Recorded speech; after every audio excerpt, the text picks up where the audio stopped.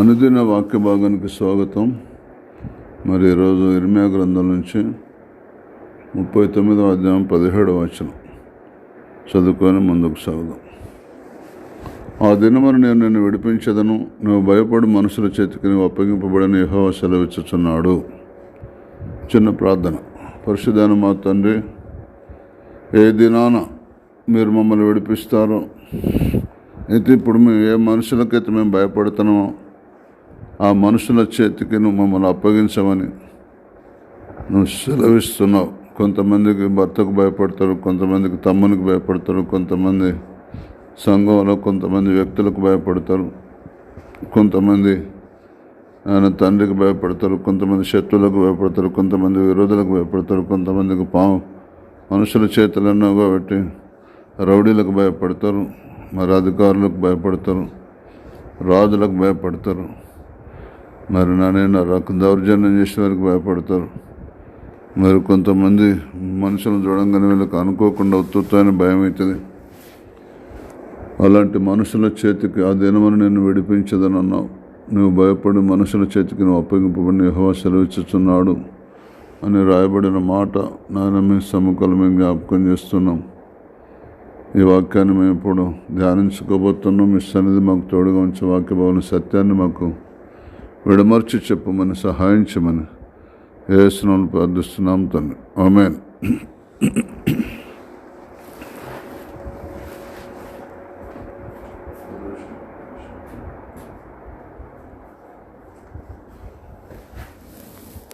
చూడండి, దేవుడు ఆ దినమన్న నేను విడిపించదనన్నాడు. ఏ దినాన నువ్వు రక్షణ పొంది, నువ్వు అభిషేకం పొంది, నువ్వు ఆత్మతో సత్యముతో ఆరాధిస్తూ దేవుని వాక్యాన్ని బట్టి నువ్వు శుద్ధి చేసుకుంటూ దేవునికి భయపడి ఆయన వాక్యాన్ని బట్టి నువ్వు ఈ భూమి మీద ఎప్పుడైతే నడవటం భయభక్తులతో నడుస్తావో అప్పుడు ఆ దినాన ఎప్పుడు నన్నుగా దేవుని చిత్తము రోజు నిర్వహిస్తున్నట్టయితే మనం భయపడే మనుషుల చేతికి నాకైతే ఎంతమంది తెలుసా?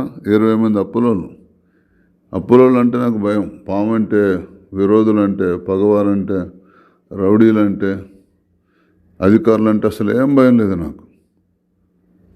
దేవుడు ఎవరికి భయపడాలనో వాక్యం చెప్తుంది.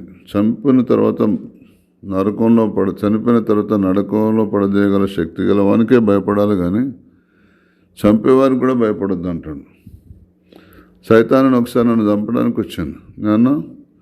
నువ్వు చంపుతావు అంతే కదా, చచ్చినాక ఏమవుతుందో చెప్పనా అన్నా. నేను ఎంబటమే పరలోకంలో పోయి యేసయ్య దగ్గర కూర్చుంటా. ఇప్పుడు నువ్వు నన్ను చంపిన దానికి నీకు ఫలితం ఉంటే చెప్పు.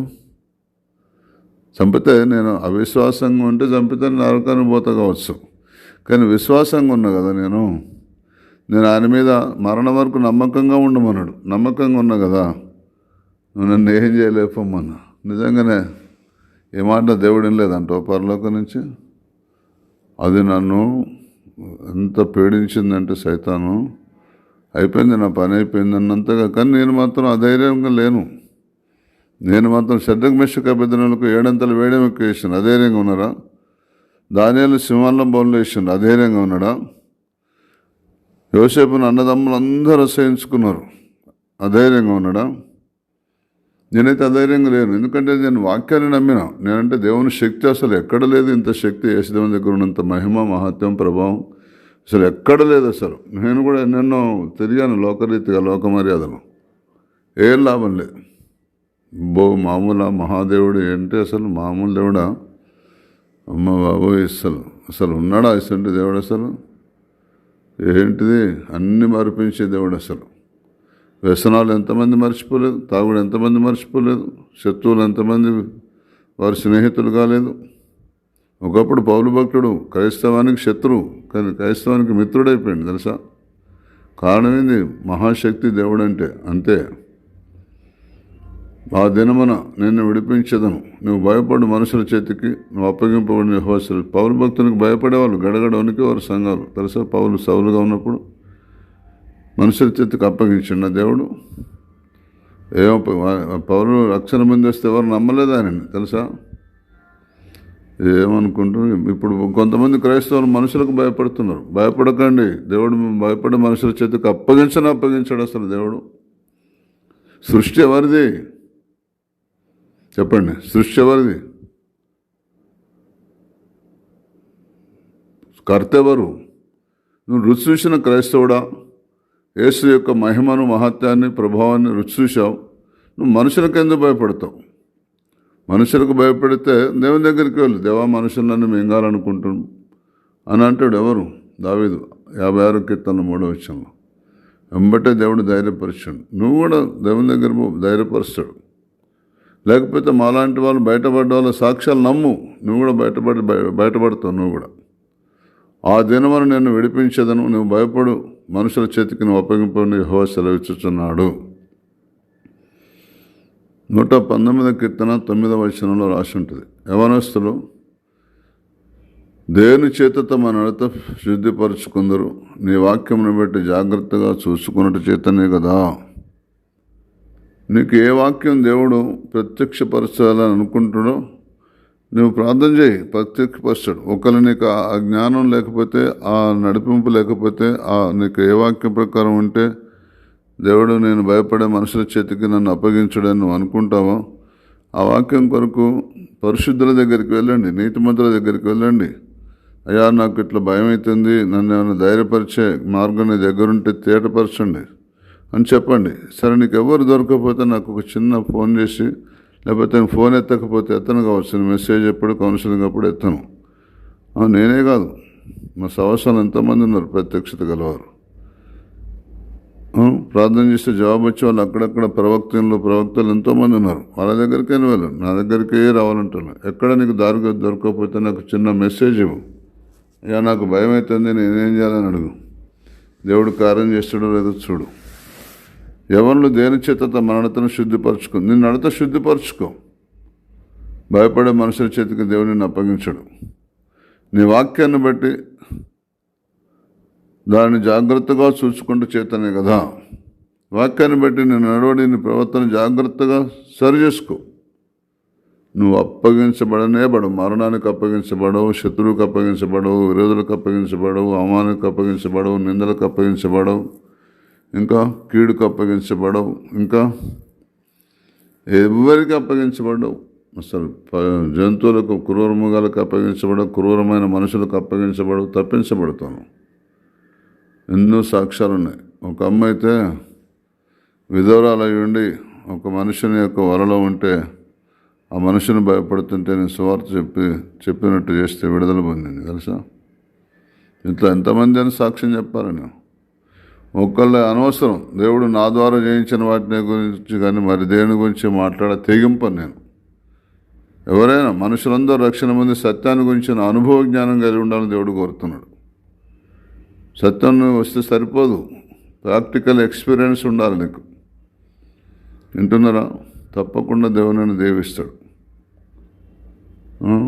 ఇక్కడ కొన్ని ప్రభుత్వాలు ప్రజలను మోసం చేస్తుంది. ఉద్యోగస్తుల్ని రన్నింగ్లో రావాలి, హైట్ ఉండాలి బాగా, చెస్ట్ ఉండాలి బాగా, ఇంకా రిటర్న్ టెస్టులు పాస్ కావాలి, ఓరల్ టెస్టులు పాస్ కావాలి, అన్నీ పాస్ అయ్యాను. లాంఛనం చేయకపోతే ఉద్యోగం ఇవ్వాలి. ఎక్కడ న్యాయం జరుగుతుందని చెప్పండి? వెళ్ళకండి, లోకం వైపు వెళ్ళకండి, లోకం మీద ఆశ పెట్టుకోకండి. వాళ్ళ మీద నిందలేయటం కూడా కరెక్ట్ కాదు. దేవుడు ఉన్నాడు, సృష్టికర్త ఉన్నాడు. మళ్ళీ దేవుని వైపు తిరగండి. నేను 36 సంవత్సరాల వయసులో దేవుని దగ్గరికి వచ్చి నేను బాగుపడాలనుకున్నా, కానీ బాగుపడ్డా. నేనే కాదు, పిల్లలు పుట్టాలనుకున్న వాళ్ళకు పుట్టినరు, బాగుపడాలనుకున్న వాళ్ళు బాగుపడ్డరు, పాస్ కాననుకున్న వాళ్ళు పాస్ అయినరు. వింటున్నారా? ఉద్యోగం రాదనుకున్న వాళ్ళు వచ్చింది. ఇంకెన్ని చెప్పాలి? ఇట్లా నీ సమస్య కూడా పరిష్కారమైంది. నీకు ఏ సమస్య ఉందో ఆ సమస్య పరిష్కారమైన వాళ్ళు ఉన్నారు లోకంలో. వింటున్నారా?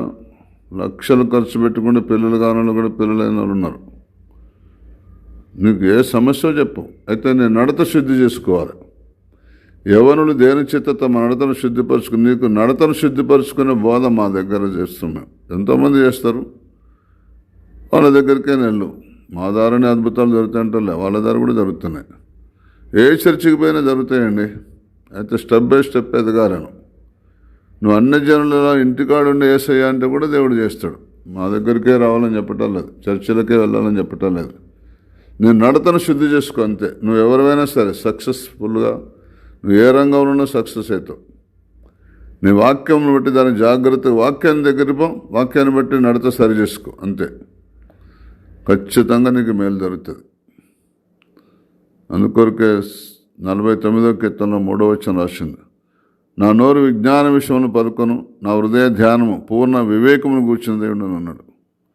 ఆయన నోరు విజ్ఞాన విషయాలు పలికే నోరు అది. పూర్ణ హృదయ ధ్యానం పూర్ణ వివేకమును కూర్చుంది ఉంటుంది. పూర్ణ వివేకం అంటే ఇక అసలు భూమి మీద అతి శ్రేష్టమైనదని అర్థం. అతి శ్రేష్టమైన ధ్యానం, అతి శ్రేష్టమైన వివేకం, అతి శ్రేష్టమైన జ్ఞానం. జ్ఞానం, ధ్యానం, వివేకం అతి శ్రేష్టమైనది. అంటే నెవర్ ఫెయిల్ అనేది కానే కాదనమాట. తప్పకుండా సక్సెస్ అయ్యేది యేసుదేవుని ఒక్కటే. ఒకవేళ నీకు సరైన రీతిగా మరి టీచర్స్ బాగాలేకపోతే విద్యార్థులు ఫెయిల్ అవుతారు, తెలుసు కదా. అట్లా నీకు సరైన సంఘం దొరకకపోతే సరైన సంఘం 10 మందిని అడిగి తెలుసుకో, ఏది మంచి సంఘం ఏది మంచి సంఘం అని తెలుసుకోపో. ఎక్కడ దొరకకపోతే మాకు ఫోన్ చేయాలి, లేకపోతే మా దగ్గర రండి. మీ సమస్య మేము చెప్పినట్టు నడిస్తే పరిష్కారం కాకపోతే చూడండి. చెప్పినట్టు నడిచే వాళ్ళు చాలామంది ఉన్నారు, కానీ పాపం వాళ్ళు చెప్పేటోళ్ళు లేరు. చెప్పేటోళ్ళు చాలామంది ఉన్నారు, కానీ వినేటోళ్ళు లేరు, పాటించేటోళ్ళు లేరు. విన్నా పాటించి నడిచేస్తారు, నడతను శుద్ధి చేసుకునే వాళ్ళు లేరు. అందుకొరకు అద్భుతాలు జరగట్లేదు, అందుకొరకు వాళ్ళ భయభీతులు పోవట్లేదు. ఇప్పటికైనా నా నోరు విజ్ఞాన విషయాలు పలుకుతుంది, నా హృదయ ధ్యానం పూర్ణ వివేకమును గూర్చిదే ఉంటుంది. అంగీకరించండి, దాన్ని తృణీకరించకండి, తోసివేయకండి. దారి లేదు, అసలు వేరే దారే లేదు ఇక భూమి మీదుగా. అందుకొరకే ఎఫెసీయులకు రాసిన పత్రిక 2వ అధ్యాయం 7వ వచనం చెప్తుంది, క్రీస్తు యేసునందు మనలో ఆయనతో కూడా లేపి పరలోకమందు ఆయనతో కూడా కూర్చొని పెట్టిండు. అంటే యేసుప్రభువుని ఎప్పుడైతే విశ్వాసం ఇస్తున్నామో నమ్ముతున్నామో మన ఇద్దరం ఎదురుగున్నాం, ఆయన నేను అన్నట్టుగా. నువ్వు ఆయన ఎదురుబెదురుగా ఉన్నావు. పిల్లకు తాళి కట్టే ముందు ఎదురుబెదురు ఎట్లా ఊసబెడితే అట్లున్నారు. క్రీస్తు యేసునందు మనలో ఆయనతో కూడా లేపి పరలోకం ముందు ఆయనతో కూడా కూర్చొని పెట్టిన అర్థం. రోజు మీరు ఒక ఇంట్లో కాపురం చేసినట్టే, లేదా స్నేహితునితో స్నేహితుడు ఉన్నట్టే, తండ్రితో కొడుకు ఉన్నట్టే, స్నేహితునితో స్నేహితుడు ఉన్నట్టే, భార్యతో భర్త ఉన్నట్టే, భర్తతో భార్య ఉన్నట్టే, గురువుతో శిష్యుడు ఉన్నట్టే. ఇంతే దేవునితో మనకు సంబంధం. కనుక ఆయన విజ్ఞాన విషయాలు నీకు బోధిస్తాడు, పూర్ణ ధ్యానాన్ని గురించి వివరణిస్తాడు. కనుక నేను నడత వాక్యాన్ని బట్టి నడత శుద్ధి చేసుకో. ఈ ప్రపంచంలో పుట్టిన మానవులందరికీ, చనిపోయిన వాళ్ళందరికీ, ఇప్పుడు బతుకుతున్న వాళ్ళందరికీ, పుట్టబోయే వాళ్ళందరికీ ఈ పరిశుద్ధ గ్రంథంలో అందరికీ జవాబు ఉన్నది. అయితే ఆత్మ నడిపింపుతో నడిచినప్పుడే జవాబు బయటకు వస్తుంది. పరిశుద్ధాత్మ నడిపింపు లేకపోతే నీ సమస్యకు, చిన్న సమస్యకు కూడా ఈ బైబిల్ చదివినా నీకు సమస్యకు పరిష్కారం దొరకదు. ఆత్మ నడిపింపు ఎవరికైతే ఉంటుందో వారి దగ్గరికి వెళ్ళు, నీ యొక్క సమస్యకు పరిష్కారం దొరుకుతుందని ఒక సేవకునిగా నేను ఈ మాట మీకు తెలియజేస్తున్నాను. జాగ్రత్తగా వినండి. దేవుని కృప నీ మీద ఉన్నది, దేవుని దయాదాక్షల్ని మీద ఉన్నాయి. కొరింథీయులకు రాసిన 2వ పత్రిక 9వ అధ్యాయం 2వ వచనం ఇలా చెప్తున్నది, మీ మనస్సు సిద్ధమైన ఉన్నదని నేను ఎరుగుదును, అందువలన సంవత్సరం నుండి అక్కయ సిద్ధపడి ఉన్నదని చెప్పి నేను మిమ్మల్ని గురించి మాసిదోనియా వారి ఎదుట అతిశయపడుచున్నాను. మీ ఆసక్తిని చూసి అనేకులు ప్రేరేపింపబడిరి. చూసిన కొరింథీయులకు రాసిన 2వ పత్రికలో 9వ అధ్యాయంలో దేవుని యొక్క వాక్యం 2వ వచనం ఏమని చెప్తుందంటే, బాగా వినండి. పరిశుద్ధుల కొరకైనా ఈ పరిచర్య గూర్చి మీ పేరు వ్రాయటకు నాకు అగత్యం లేదు, మీ మనసు సిద్ధమై ఉన్నదని నేను ఎరుగుదను. అందువలన సంవత్సరం నుండి అక్కయ సిద్ధపడి ఉన్నదని చెప్పి నేను మిమ్మల్ని గూర్చి మాసిదోనియా వారి ఎదుట అతిశయపడుచున్నాం. మీ ఆసక్తిని చూసి అనేకులు ప్రేరేపించబడిరి. అయితే మిమ్మల్ని గూర్చిన మా అతిశయము ఏ విషయంలో వ్యర్థము కాకున్నట్లు నేను చెప్పిన ప్రకారము మీరు సిద్ధముగా ఉండటకై ఈ సహోదరులకు పంపితేనే మీరు సిద్ధపడిన ఎడల ఒకవేళ మాసుదేని వారి ఎదుటనైనను నాతో కూడా వచ్చి మాసిదోనియా వారెవరైనను నాతో కూడా వచ్చి మీరు సిద్ధముగా ఉండకపోవటం చూసిన ఎడల ఈ నమ్మిక కలిగి ఉన్నందుకు మేము సిగ్గుపరచబడదాము, మీరును సిగ్గుపరచబడదని ఇక చెప్పని ఎలా. చూడండి, పౌలు భక్తుడు మాసిదోనియా వారి ఎదుట వీరి గురించి చాలా గొప్పగా చెప్పాడు. వాళ్ళ మనసు చాలా రెడీగా ఉన్నది ఆయన. మరి వాళ్ళు వచ్చినప్పుడు రెడీగా క్రియలలో కనపడకపోతే వాళ్ళకు సిగ్గే, వీళ్ళకి సిగ్గే, అందరికీ సిగ్గే. మీ మనసు సిద్ధమై ఉన్నదని ఎరుగుదను, అందువలన సంవత్సరం నుండి ఆకే సిద్ధపడి ఉన్నదని చెప్పి నేను మిమ్మల్ని గురించి మాసిదోనియా వారి ఎదుట అతిశయపడుచున్నాను. మీ ఆసక్తి నుంచి అనేకులు ప్రేరేపించబడిరి. ఎవరికైనా మనం సాయం చేయాలనుకున్నప్పుడు ఒకళ్ళు మొదలు పెడితే చాలు, టక్క 10 మంది ఇస్తారు. అట్లా మనసు సిద్ధమైనప్పుడు మనం మళ్ళీ మనసును వెనక్కి లాగకూడదు. చాలామంది ఈ రోజుల్లో అలా లాగి దేవుని కృపకు దూరం అవుతున్నారు. ఎవరైనా ఆపదలు ఉన్నారు, ఎవరైనా కష్టాలు ఉన్నారు, ఎవరు ఇబ్బందులు ఉన్నారంటే వెంబటే ఒక్కళ్ళు మొదలు పెడితే చాలు, అందరూ టక్క ఇస్తారు. కనుక సిద్ధపడ్డ మనసును చల్లార్చకండి, ఆత్మను చల్లార్చకండి. మీరు సిద్ధపడి ఉన్న మనసు మీ గురించి గొప్ప చెప్తే వాళ్ళు కనుక వచ్చినట్టయితే ఆ గొప్పతనం ఇక్కడ కనబడకపోతే అందరికీ సిగ్గే కలుగుతుంది. ఏంటి వాళ్ళ గురించి అంత గొప్ప చెప్పిండి అయ్యగారు, అంత ఏం లేదు, అంత అవుతుందే కదా అనిపిస్తుంది. అలా చేయొద్దని ప్రభుపేట మీకు మనవి చేస్తున్నాం. ఒకసారి మనసు సిద్ధపడితే ముందుకు సాగాలి. ఒకసారి నాకు ఒక వ్యక్తికి పైసలు ఏమని మనసు చెప్తే నేను వినకుండా నేను బిగబట్టుకుంటే అప్పటికప్పుడు వెంబటే 1 గంట సేపట్లో నాకు ఆయనకు ఇవ్వాల్సిన దానికంటే 10 రెట్లు డబ్బు నష్టమైపోయింది. కనుక మీకు ప్రేరేపణ కలిగినప్పుడు అట్లా చల్లారసుద్దని ప్రభుపేట మనవి చేస్తున్నాం. ప్రార్థన చేసుకుందాం. మన మధ్యలో జ్యోతి గారు వాక్యం మనకు అందించారు. నేను ప్రార్థన చేయడానికి ఉండమని చెప్పాను. ప్రార్థన చేస్తారు మన మధ్యలో.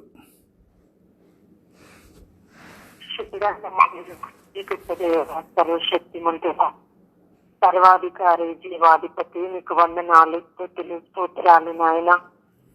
నిజమే దేవా, నా తండ్రి, మీ దాసులను నిలబెట్టుకొని ప్రభువా మీరు మాతో మాట్లాడిన ప్రతి మాటను బట్టి స్తుతిస్తున్నాం దేవా. ఇర్మియా గ్రంథంలో 39:17 వ్రాయబడిన ప్రకారము తండ్రి నీకు స్తోత్రములు నాయన. మేము దేనికి భయపడాలి, దేనికి భయపడకూడదని ప్రభువా, ఆ దినమున నేను నిన్ను విడిపించదనని, నీవు భయపడు మనుషుల చేతిలో నుండి నువ్వు అప్పగింపబడవని యెహోవా సెలవిస్తున్నాడని ప్రభువా నీ లేఖనము సెలవిస్తుంది. అయితే ప్రభువా నా తండ్రి, నీ చిత్తానుసారంగా మేము నడిచినప్పుడు దేవా నా తండ్రి నీకు వందనాలు ప్రభువా. మా ప్రవర్తన మేము సరిచేసుకున్నప్పుడు ప్రభువా 119వ కీర్తనలో 9వ వచనంలో వ్రాసిన ప్రకారం యవనులు దేని చేత తమ నడతను శుద్ధి చేసుకుందరనగా ప్రభువా నీ వాక్యమును బట్టి దాన్ని జాగ్రత్తగా చూసుకుంటూ అంటున్నాం. దేవానికి స్తోత్రం ప్రభువా, నీకు వందనాలు చెల్లిస్తున్నా. మా నడతను ప్రభువా మేము శుద్ధి చేసుకోవాలని అయా నా తండ్రి నీకు స్తోత్రం. అప్పుడు ఏ భయము ఏ బెదురు కూడా మమ్మల్ని ఆవరించదని, మాకు మీరు విడిపించడానికి సిద్ధంగా ఉన్నారని వాక్యం సెలవిస్తుంది. దేవా స్తోత్రము నాయన. నా నోరు విజ్ఞాన విషయములను గూర్చి పలుకునని, నా హృదయ ధ్యానము అయా నా తండ్రి నీకు స్తోత్రం పూర్ణ వివేకమును గూర్చినదై ఉండునని లేఖనము సెలవిస్తుండగా మేము నాయన పూర్ణమైన జ్ఞానము కలిగి ప్రభా విజ్ఞాన విషయములను పలికేవారిగా మేము ఉండాలి. మీ ఆత్మ చేత మేము నడవాలి, సహాయం చేయండి. మేము అయా నా తండ్రి ఒక మంచి పని చేసే విషయంలో మీ ఆత్మ మమ్మల్ని పురిగొల్చినప్పుడు ప్రభా మా హృదయాలను కఠినపరుచుకోకుండా, మేము వెనక్కి తీసుకోకుండా నీకు లాంటి మనసు కలిగి ముందు సాగి భాగ్యం దయచేయండి. ఆటంకాలు కలిగించమని సమస్త ఘనత మహిమా ప్రభావములు నీకు ఆరోపిస్తున్నాం. వాక్యం చెప్పిన నీ దాసుని దీవించి ఆశీర్వదించండి. నిన్న ప్రతి బిడ్డ కూడా ప్రభా ఈ వాక్యానుసారంగా నేనును ప్రభా నడవటానికి నీ కృపను అనుగ్రహించి మహిమ పొందమని యేసయ్య నామములో అడిగి వేడుకొని ప్రార్థిస్తున్నాము తండ్రి. ఆమేన్. మన తండ్రి అయిన దేవుని ప్రేమ, ప్రభువైన క్రీస్తు వారి కృప, పరిశుద్ధాత్మని కన్యైన సమాధాన అభిషేకం సర్వలోకన సమస్త పరిశుద్ధులకు కూడిన మనకు సదాకాలం తోడైనను గాక. ఆమేన్.